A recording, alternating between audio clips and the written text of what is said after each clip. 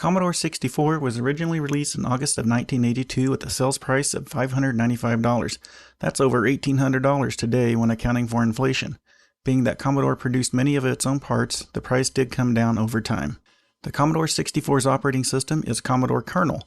It is believed that the kernel was originally misspelled with an A instead of an E in some internal notes, and the unique spelling stuck.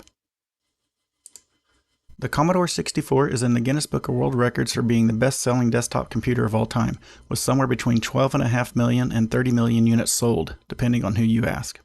The Commodore 64 is manufactured from August of 1982 until April 29, 1994. That's almost 12 years.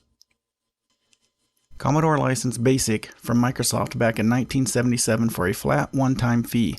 Future versions of Commodore BASIC, including the BASIC interpreter that shipped with the Commodore 64, were based on Microsoft's BASIC interpreter.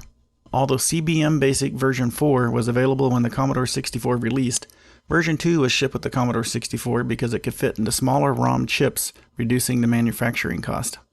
Commodore sold a version of the Commodore 64 as the Commodore 64 Games System, also known as the C64GS. The game system included a game cartridge slot with no keyboard. It was released only in Europe and did not sell well. By the end of the Commodore 64 manufacturing run, the C64 had roughly 10,000 commercial software titles available. Not bad, considering there was no online app store.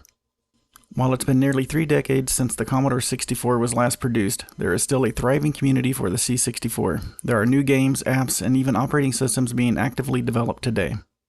The C64 is a modern replica of the Commodore 64. The C64 comes with 64 built-in games, multiple USB ports, HDMI output, and more.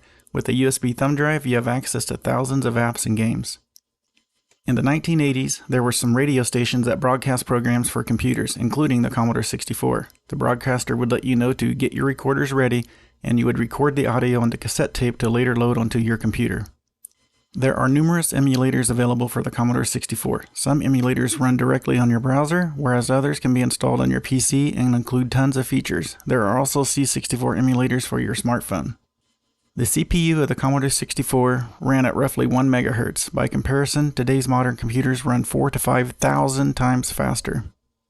The sound chip, known as the SID chip in the Commodore 64, has 3 independently programmable channels with an 8-octave range and can produce 4 different waveforms, including sawtooth, triangle, pulse, and noise. While the Commodore 64 has 64K of RAM built in, only 38,911 bytes are available for basic programs when you turn it on. By comparison, my current laptop has 1,000 times as much RAM, 64 gigabytes.